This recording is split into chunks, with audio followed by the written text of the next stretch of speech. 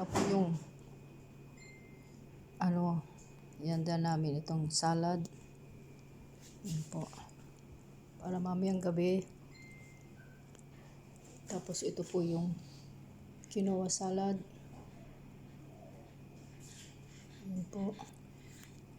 Nilit na hiwa. Tapos ito yung vegetables pie. Yan. Tapos ito po yung mga bulaklak na ilalagay po namin dun sa baba. Yan po. Yan. Tapos gagawa po tayo ng fruit salad mamaya. Ito pa yung ibang lalagyan namin ng curry. Yan. Gagawa po akong fruit salad. Yan. Saka ito po yung ilalagay ko mamaya yung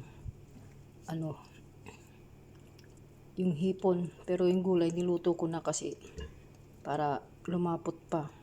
Ayan po. Ayan, hanggang dito na lang po. Bye-bye. Ingat po kayo.